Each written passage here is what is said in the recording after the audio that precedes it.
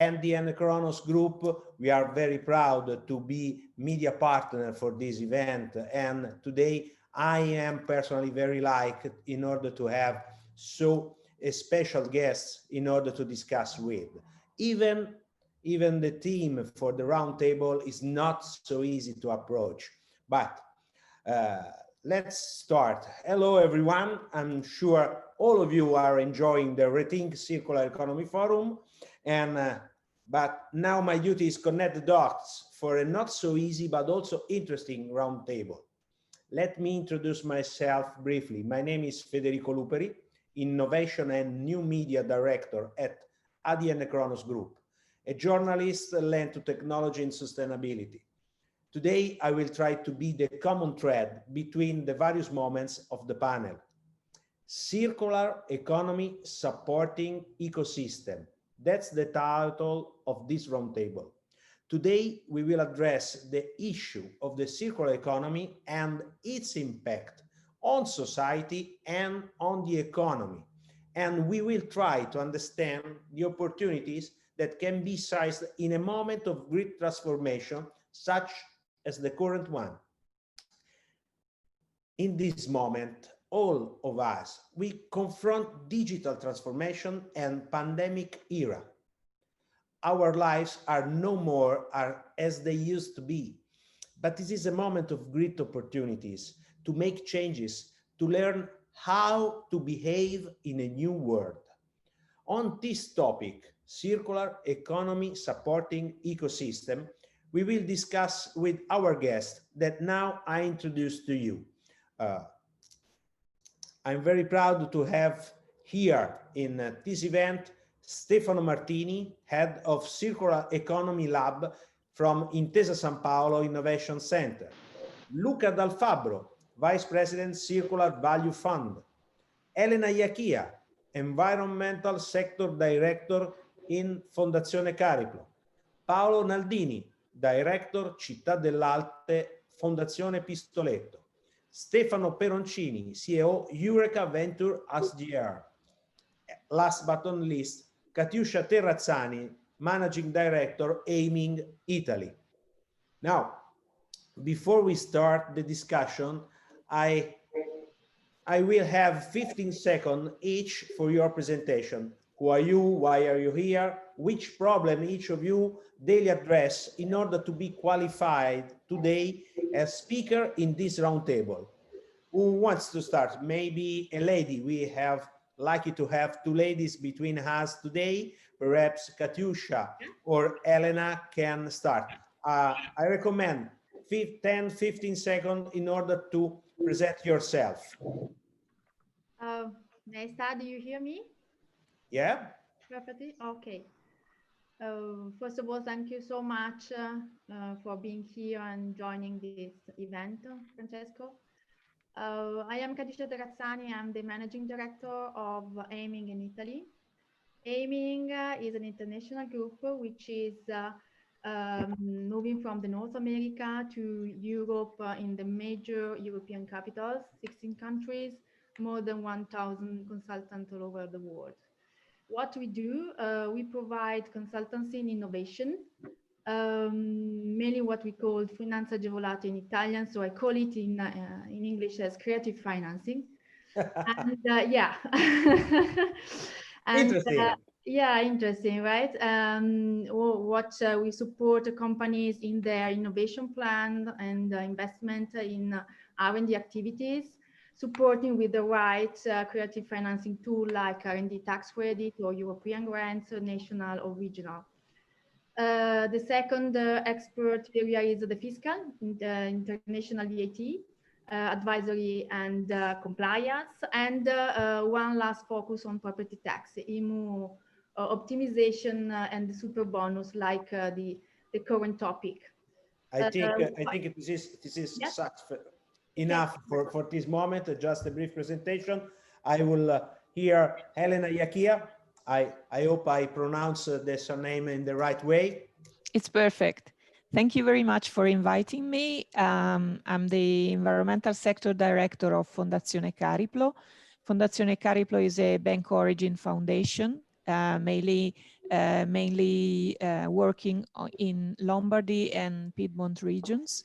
And we are active in different sectors, research, scientific research, social issues, arts and culture, and the environment. So I'm happy to be here to illustrate what we are doing on circular economy topic. Now we have the male guests. I will start with Luca dal Fabbro. I saw his picture in front of me. Luca, hi, good morning, everybody. Who are you? Why are you here? With a double capacity. The first is I am Vice President of Circular Economy Network, which is a network founded a couple of years ago on circular economy, fostering the discussion on circular economy within the different companies, so municipalities, private companies, public companies. And then because I'm founder of the first Italian fund of circular economy, which is a Circular Value Fund, which is a fund that will be focused on private equity operations in Italy. Thank you, Luca. And Stefano Peroncini. Hello to everybody. I've been working in venture capital industry since the early 2000s. I'm here and I'm part of Fondo and Rethink project because I strongly believe that circular economy and ESG approach, generally speaking, is now mandatory for any investors. Thank you, very, very clear. And we are rich. We have another Stefano Martini. Hi, hello everyone. Can you hear me well? Yeah.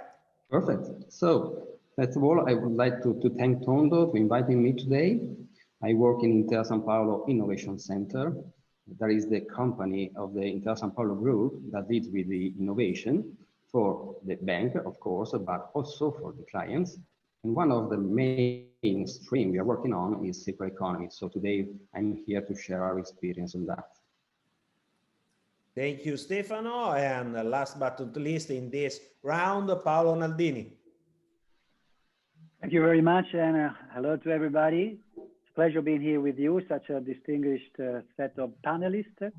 I will represent my foundation, Cittadellarte, and I would like to share with you two parallel lines of thinking. One, of course, will try to be very pragmatic and tell you about projects we're doing with communities and designers and companies throughout the world, and specifically here in Italy, obviously. And the other line I would like to talk to you and with you is more cultural, and reminding that linearity is the output of Renaissance. When the perspective came along on the floor, in Europe, first of all, and then the rest of the world, and perspective is a linear understanding of how we face what is in front of us. Okay, now it's time artists who contributed to develop perspective 500 years ago share their efforts to reshape perspective. And by the way, you can understand how circularity can give us a hint. Thank you, Paolo. I will have a question for you very soon, but let's start the discussion. Last recommendation, clock is ticking. I want to hear each of you multiple times, so please, short answer. Thank you. Thank you to all my speakers. Let me start with Katiuscia again. Katiuscia Terrazzani. COVID and creative financing. A reply to the emergency? That is the correct way to understand, to intend this situation? I would say it is a kind of reply, okay? And I explain you why. For sure, it is important in this time continue innovating and planning the growth of your company. We will be back to new normal for sure, and we will look for profitability. Crowdfunding financing in this time was giving a sort of reply because it is part of what we call economic resources response, okay? To do innovation, you need on one side competencies, hard skill, which is for sure key, and it is a very huge topic. We cannot talk today. On the other side, economic resources and creative financing is a reply. It's a response in terms of short term. We have example by the government in Italy, which was putting in place sussidi, so Cura Italia or Rilancio, that were giving a kind of response for the liquidity needs of the companies. But on the other side, we need a long-side perspective. I give you a concrete example with the financing tool of R&D tax credit for 2020, which is a good instrument we had in the past with the different rules. What we need to do, and also Confindustria with his president Bonomi, is really pushing on the fact that we need to, for example, increase the rates for the eligible cost. We are talking about R&D activities at the 12% today, coming to the 6% of design, for example. But then we need to give a more sustainable long-run view to this instrument, which today is sticking to the 2020. Last but not least is to understand if it is possible to use the credit and transfer it to the bank, which is already used for the super bonus 110%. We have barriers in this sense with the use of creative financing. First of all, the lack of information. During the lockdown, what I was saying to my consultants were, we are not there to sell. We are there to inform companies on the creative financing that the government is putting in place. Second, we are there to explain how it works.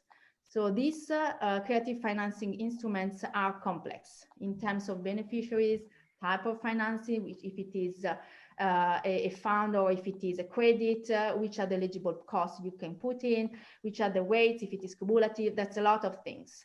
Complexity is a barrier to the usage of this instrument for companies. But let's say that coming back to your question, is a response not enough.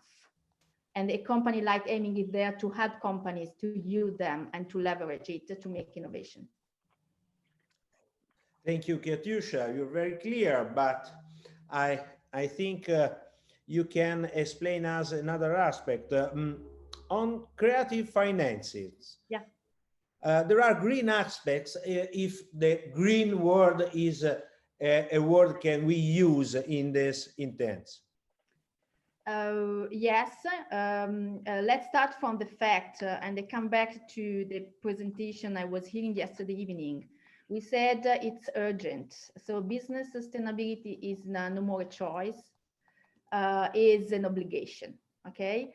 And if we think, and take a concrete example, the overshooting day this year was the 22nd of August this year. Last year was in July. So it means that with the lockdown of the beginning of this year, we were in a certain way being aware that if we use, and we put attention to the way we use resources, we can gain and we can reduce the impact on our planet. Saying that in a general way, green aspects of green financing are there.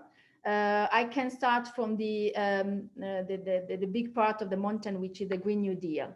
We were talking yesterday, the Green New Deal at the European level, and then the circular economy is a key pillar on it. And the link to the circular economy, we have for sure innovation. So Horizon Europe, which will be the next instrument after Horizon 2020, will be the research program that will help on this. With 80 or 90 billion, will have companies in reaching funds at that stage. Second level, I would say we are talking about the recovery fund. I was reading the guidelines at Italian level. We will have a loss fund for more than 60 billion. And the second mission of the recovery fund in Italy is green revolution. Okay, so it is confirmed that we are talking about green circularity also at this stage in recovery fund. And also because recovery fund is saying you need to leverage the financing resourcing in a certain way. Okay, Last, I was taking the example of R&D tax credit in Italy, 2020. Also here, we talk about green technology and the transition 4.0.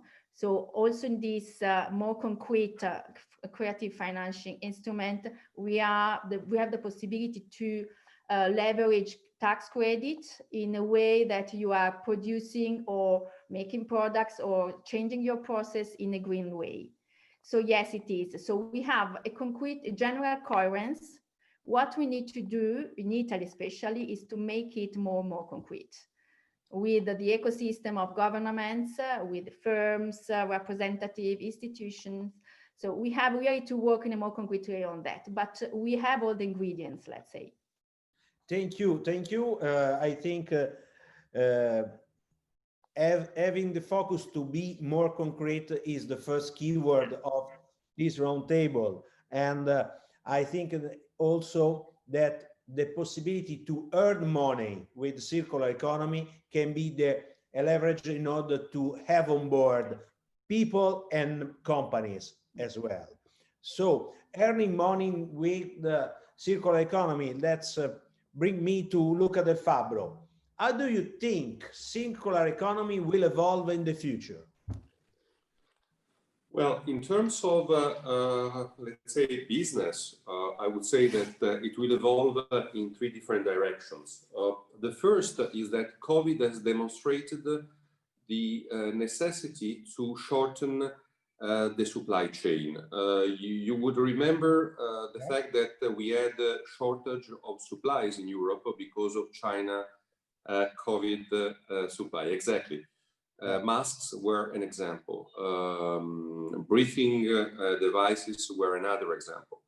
Now, one way to shorten the supply chain is to make sure that a portion of the supply comes from the closed areas. So reducing the consumptions and using recycled material would be key to shorten the supply chain. And this is one element. The second is that in many cases, there will be some restriction in emissions like CO2. Now, this is an underestimated problem in the business arena. In Italy, for example, which we are the second largest industrial country in Europe, and we have mainly steel industry, cement industry, paper industry, tiles industry that are very, what we call energivori. They consume a lot of energy and they produce a lot of CO2. Now, the von der Leyen Commission will issue, let's say, restriction on emission and tax. This means that we need to capture and make value of CO2 emissions. And circular economy technologies can do a lot. There are industries at the moment that are working and investing money in not only capturing, but also transforming CO2 in a resource. And this is just an example of this application. So shorten the chain, reducing the cost. And the third is, let's say, the fact that in the future, companies that are going to apply the circular economy principle will team up and will exclude the others because of requirements. I need recycled material from you. I buy from you this recycled material and I sell it to someone else. This is a cycle that will make bounds, but will make also boundaries towards the companies that will not apply this principle. So companies that will not follow the principle of this new era will lose competitiveness. They will pay more tax like CO2 emissions trading tax, etc. So it will be almost a must to follow this new concept. And at the end of the day, it is not more costly if you apply it in a smart way. It could be an opportunity to make money. Opportunity to make money maybe can be the right leverage, but let me ask you just for a quick comments from you. Companies are made and guided by persons. How persons can change culture and mentality in order to address a new way of work in their line, in their industry? Well, that's absolutely one of the challenge of the application of circular economy, not only in Italy, elsewhere. Absolutely, the culture and the knowledge on circular economy should be spreaded, diffused, and communicated. But I always stress one point, because in Italy we are champions of saying that the others are better than us. On circular economy, I apologize with these negative persons, because we are at the top. Italy is among the countries that are, they have more circular economy companies compared to others. Our indice di circolarità, our circularity index, is above the highest in Europe. We have small champions of companies that apply the principle already, not in the last 2 years like the English or the Germans because it's on fashion, but because of necessity. Our country were poor on material, so we used and we, let's say, learned before how to recycle and to use the material in a better way. So we are more circular, not because we are smarter, but because of necessity. But today, Italy has many companies that are recycling better than others. I'm not going to mention names, but we have hundreds of companies in the sector. And again, here the government has a responsibility. We can create European champions. And actually, this is one of the aim of my fund, is to get to buy these companies and to launch it in an international arena, because most of them are, let's say, national or at least regional in some cases. Thank you, Luca. You gave me another password for this moment, but please, can you explain us the main activities that Circular Value Fund carries out, just in a few words, if you can? Yes, sure. And I apologize in advance because in 10 minutes I have to leave this webinar because I have another meeting, unfortunately. But I think I can really summarize in a few words. This is the first Italian fund on circular economy, and is the first fund in the world that is measuring its partner by the effect on circularity of the investment they make. So we buy a company, we measure with the metrics of circularity that we have defined with ENEA, which is the Italian institutional body that they have also this responsibility. We measure at the, let's say, purchasing moment, the circularity index of a company. When we sell the company, the circularity index should be improved by objectives that we defined before. If this, let's say, will be confirmed, the partners will get a pay. If not, not. So this is the first fund in the world that is not only, let's say, speculating on circular economy, but paying the partners in function of the circularity they make. So the partners should buy well a company, but should also make sure that the company at the exit time is more circular than when we get it. That's a very important principle because this is, let's say, I would say, a future of the ESG approach. Many funds are, filling their mouth with ESG, with green investments. I see a lot of greenwashing.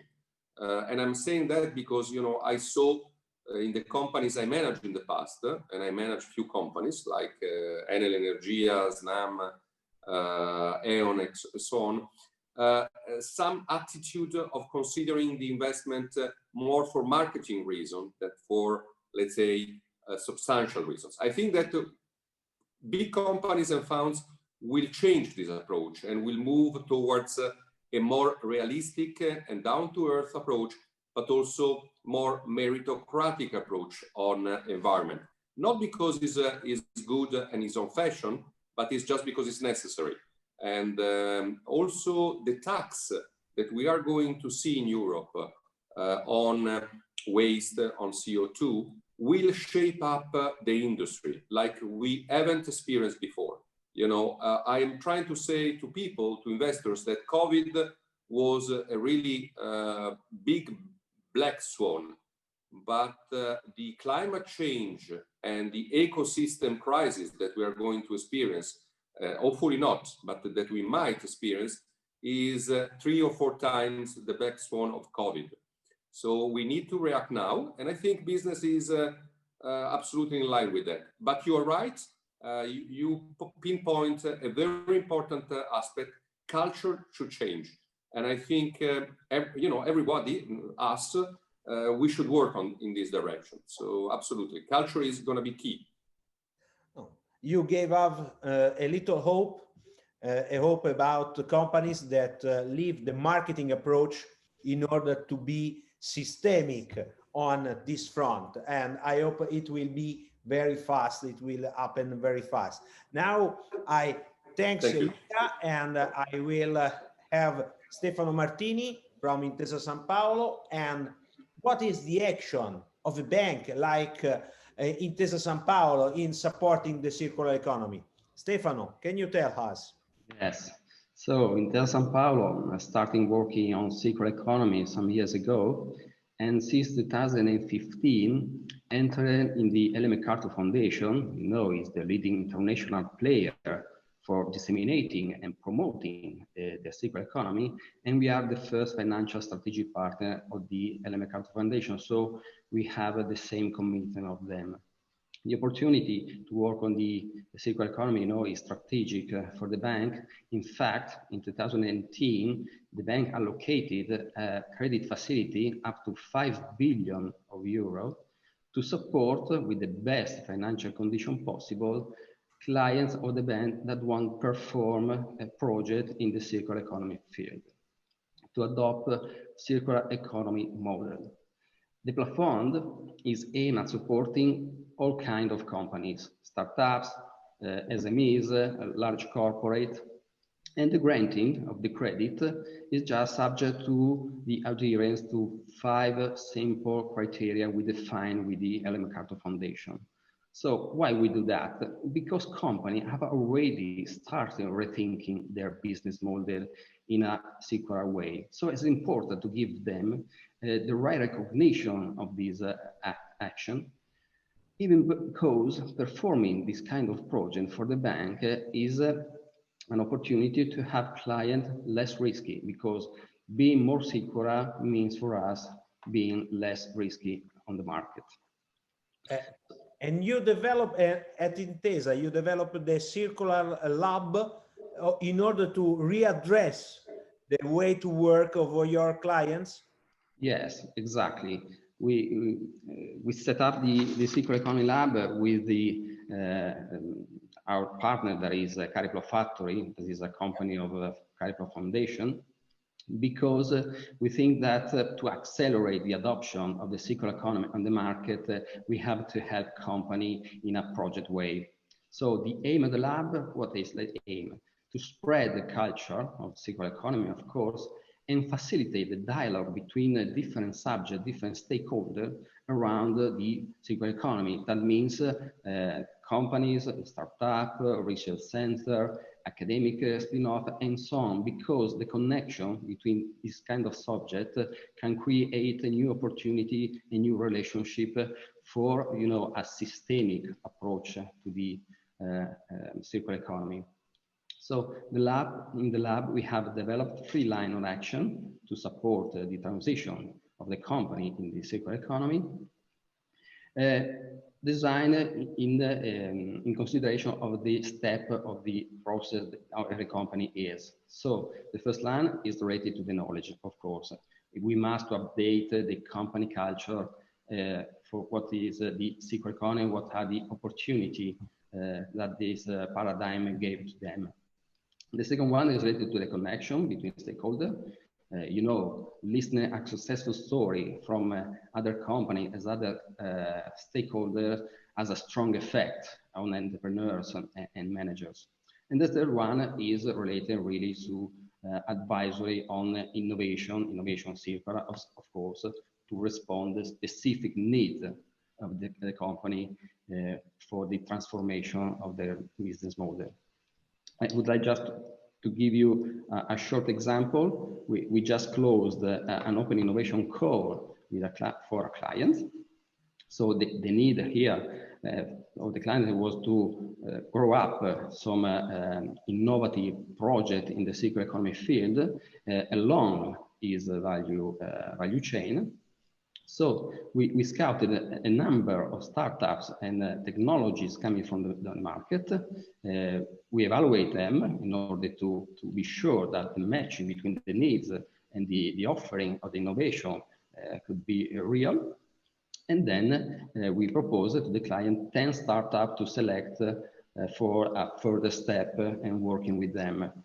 For us, it was a success because the client today asked us to go deeper with 5 startups, 5 over 10. So for us, it's a really great success. So just to close, open innovation is a model that allows companies to identify a new opportunity coming from the market and importing their process more quickly and more easily than developing inside. Thank you, and thank you for the example that you made, very clear, and growing with the market, not against the market, perhaps is the right solution to do. But you mentioned an example that let me think, and let me ask to Stefano Peroncini. EUREKA is a venture capital that invests in technology, and I think that technology is real connected to circular economy. But can you tell more about EUREKA and about the relationship between circular economy and technology? Yes, thanks, Federico. Absolutely. As you told, EUREKA is a venture capital fund and is exclusively focused on deep tech investments. Just let me say a few words about deep technologies and deep investments. For example, we consider deep technologies, advanced materials, nanotechnologies, biotechnologies, or artificial intelligence. These kind of technologies are novel and offer significant benefits over the technologies currently in use. They require substantially R&D research and department efforts and a technology transfer approach to develop a practical business or consumer applications and bring them from the lab to the market. That is the meaning of technology transfer. Many of these technology address big societal and environmental challenges and will likely shape the way we solve some of the most pressing global problems. Deep technologies, I think, that are the next big thing that both corporations and venture investors are seeking more and more. For example, there is a research powered by Hello Tomorrow that draws more than 4,500 applications from 150 countries. This analysis, performed in 2018, shows that on a sample of startups, more than 1,600, shows that these startups have a big impact on a wide variety of the United Nations Sustainable Development Goals. There is a real cross-reference between these areas. And the goal receiving the most deep tech attention is obviously good health and well-being, but followed by those related to industry, innovation, infrastructure. For example, environment, sustainable cities and communities, 28%. Responsible consumption and production, 25%. Climate action, 22%. Affordable and clean energy, 80%. And again, clean water and sanitation, 30%. So indeed, deep tech investments of some venture capitalists are strongly related to circular economy. And the financial sector, big financial sector, but also the smaller one, is try to get this circular economy opportunity, because it's a great opportunity from a return point of view.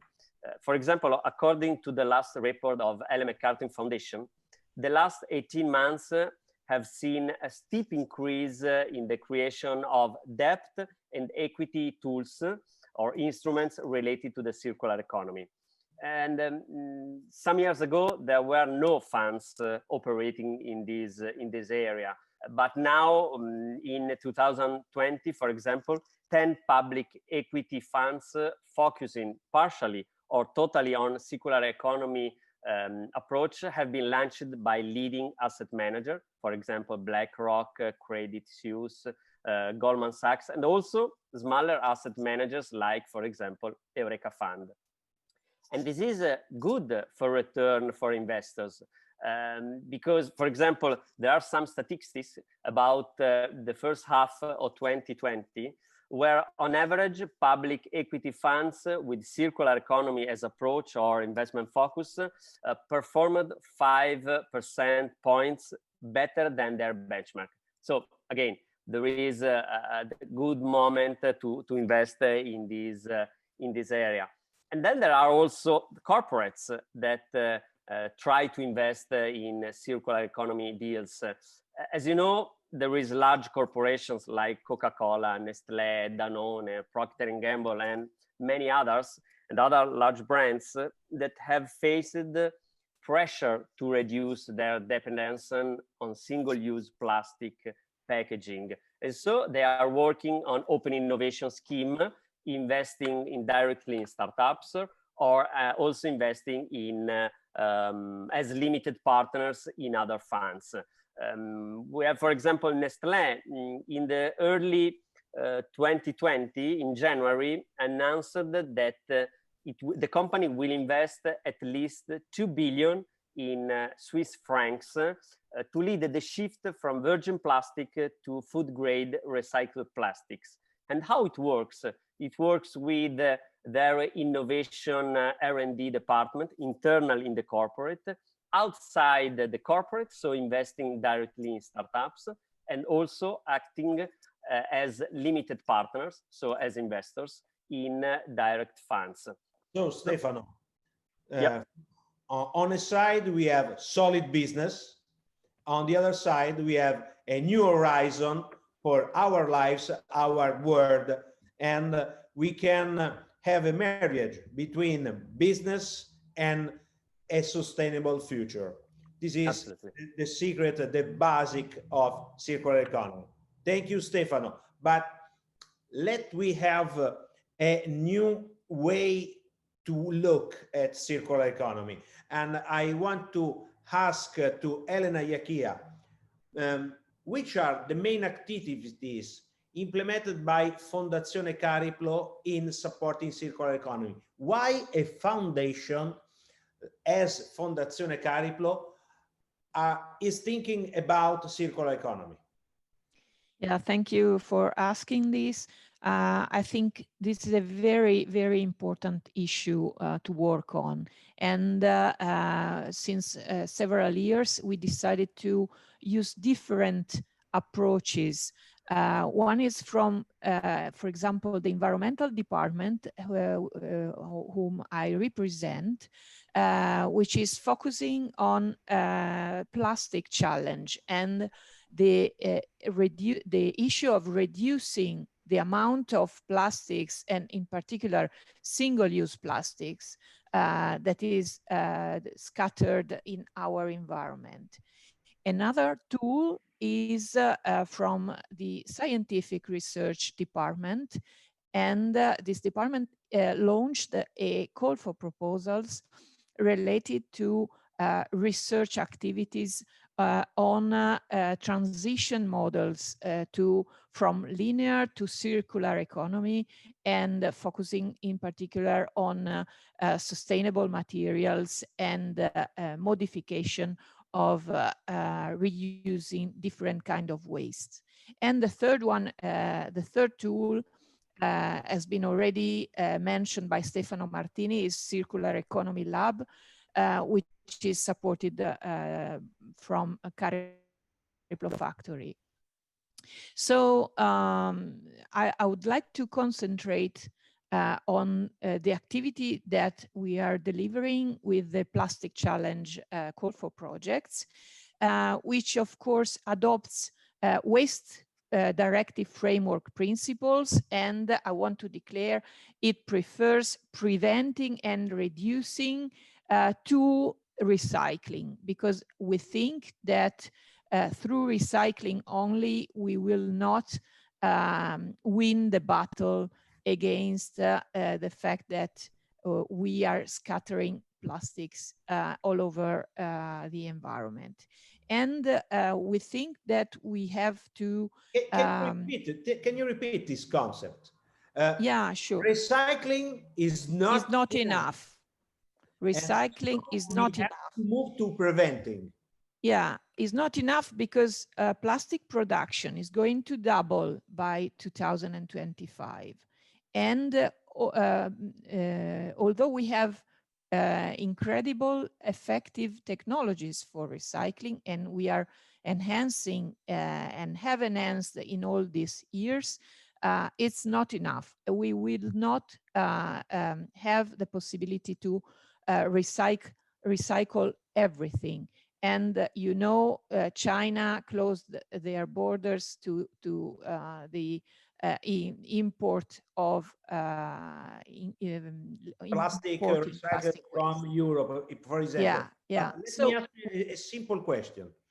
A PET bottle, a water bottle, a normal plastic bottle is completely recyclable. If you can bring the bottle to the fabric, you can have a new bottle and an hygienic bottle. But we now think to replace this recycled bottle with reusable bottle like boraces that are not so hygienic. So we can win the battle against plastic, but we can lose the battle against hygienic germs and bacteria. Also, in this moment, we can think about the plastic challenge and as a way to behave, because I don't think the plastic is evil. I think the man who drop a bottle in a wood or in a sea or in the sea is a man who is making a mistake. It's not the plastic, it's the man the problem. Yeah, the use of plastics has to be modified. It's not the evil, I agree totally, but we need to use plastics in the right way. Instead, we use, let's say, materials that are durable for single use, which is nonsense from energy point of view and from the loss of resources that we make every time we the keyword, not use durable material for single use. Yeah, this is not, let's say, we need to have materials that are fitting for the purpose. So you need to have things that are usable. If I want to drink, I don't want to have water in the end. We need things that are fitting the purpose. But my aim is to understand, understand that we need to change our mentality. So I really agree on what has been said before. So culture to change is the main issue that a foundation like our needs to focus on, because we need to help non-profit organizations to spread a message of modifying our lifestyles and our habits of consumption, our way of buying things, of choosing behaviors. So we need to modify these issues. And I think that consumers mainly know that what is, let's say, a good thing to do, but they are resistant to change. And sometimes it's needed something to bridge the gap between awareness and action. So we need to sometimes to be brought to a choice which is better for the environment. And we are supporting a, let's say, technique which is called nudge theory, which is pushing kindly a consumer to the correct choice. And maybe in the next round, I can give you some examples. Thank you, Elena. I don't know if a soft push is good enough. I am afraid that we need a strong push for some people, for some companies. But let's take from a foundation to another foundation. Where is Paolo Naldini? And Fondazione Pistoletto Cittadellarte. What are you implementing for circular economy? What is the concept of tri-circularity for you? Paolo. Thank you very much, Federico. I will try to focus first on a very concrete approach, but with the caution of reminding that whatever we do, whichever practice we can think of, it will always lie and rely on an idea of the world, an idea of yourself, an idea of what you're doing within the world. So, but let's focus on very concrete examples of, and I take them from the students or the teachers of the school that we founded in Biella, in Cittadellarte, in the 90s, which is called the Accademia Unidee, from University of Ideas. I will start from our very flesh, the very flesh we are made of. So I will focus on food. And I'll tell you two very brief examples. One is the shifting in the Isle of Skye, Scotland, from the economy of salmon farming to seafood and seashells. Why to do that? Through an art project a couple of years ago, a collective and a community brought together this idea because the salmon farming was totally unsustainable for the environment and then for the sustainability of the community in the future. The water was so polluted that it was hardly thinkable of going on like that for a decade.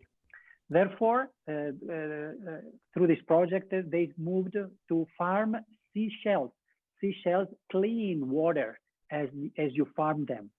Now more than 10 restaurants in the Isle of Skye and the Tate Britain restaurant nowadays, because this project is being shown now in Tate Britain, don't cater anymore with salmon farmed salmon, but with seafood from this area. Or another project we're implementing here in the territory of Biella. You know, we are between Turin and Milan, a very strategic and beautiful area, by the way. It is working matchmaking, combining supply and demand. There are plenty of abandoned plots of land in all over our country and in most countries worldwide. It's unbelievable. You have plenty of plots of land abandoned, and then you have lots of people who are in need to cultivate land in order either to mitigate their own subsistence and poverty, or even to start up a micro enterprise. So it has been enough to create databases and conditions for these plot of lands to be offered to, of course, free of charge to the ones who need to cultivate them and farm them, to create a whole community here in Biella under the title Let Eat Be. So eat as in eating and be as in Biella. But I will move to the second scheme, and I'm sorry if I am very fast in doing this. I want to move from our flash or first scheme to our second scheme. What is our second scheme? It's fashion, it's garment. And you know, Biella is the capital of the wool industry worldwide. So we put together a number of companies and fashion designers involved or engaged in sustainability. Of course, in the early 2000s, it was like kind of a bit utopian, but year after year, we grouped more than 50 of them. And there are also some big names, some even brand, not only manufacturing. Under this platform, whose name is BEST, as in Bio Ethical Sustainable Think Tank, you can find, I don't know, dyeing from rags. So from 1 kilogram of rags, for example, red rags, you can dye 2 kilograms of new yarn. So you can see the incredible effect of circularity. Or you can find designers who develop shoes whose sole is zipped. So you can take it off and you can change it, but you can keep half of the shoe. And the sole of the shoe is obviously totally sustainably covered, because the way it comes from, where it comes from and where it goes after the end of use is thought of in terms of circularity. Or you can have fashion designers who produce collections that are totally modular. So it means that you can mix them. And so with a very capsule collection, you can have clothes for all seasons, all year round. All of these ideas are part of this platform. And most of the times do they win international awards, like the green carpet, for example, that every year has been awarded by these designers. And lastly, let me go to a third scheme, fashion. Third scheme is architecture. So all the building sector, which is arguably the most polluting worldwide, according to United Nations statistics. Keeping it local again, and therefore easily circulable, we focused on rice. In this area, we have this beautiful rice field. Yeah. But rice straw is thought of as rubbish, and it has to be burned. But you can build houses, even multi-story houses with rice straws, blocks, and their performance on house made by rice. By rice straw. Huh? Yeah. I understand. And multi-stories, so you can have 2, 3, 4, and seismic wise, and also insulating wise in terms of temperature or even sound, they perform to the highest level.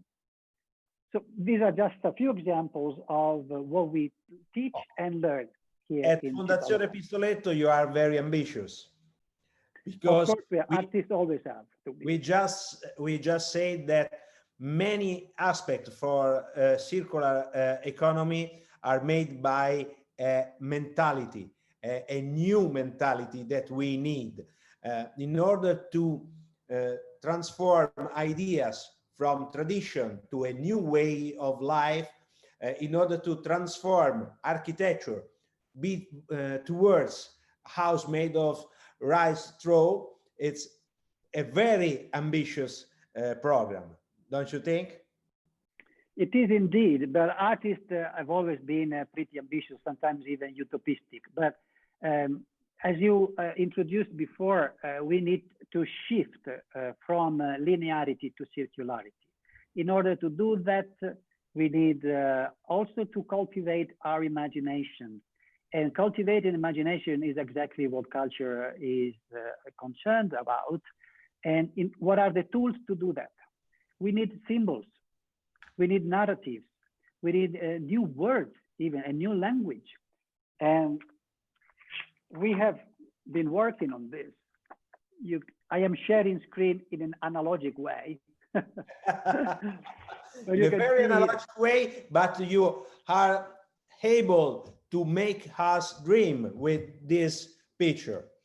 Thank you, Paolo. And I will have to address all of you the last question, because our times, our minutes are expiring so fast. We have only 3 minutes left, and I will share with you some things that I learn, that I hear from you.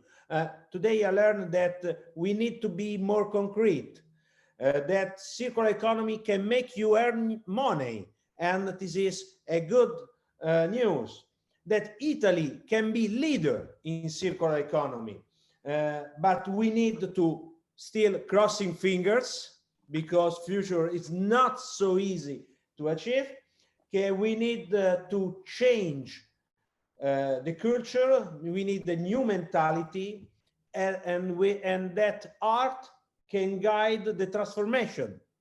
So I cannot ask you a new question for each of you, but I can ask a question to all of you.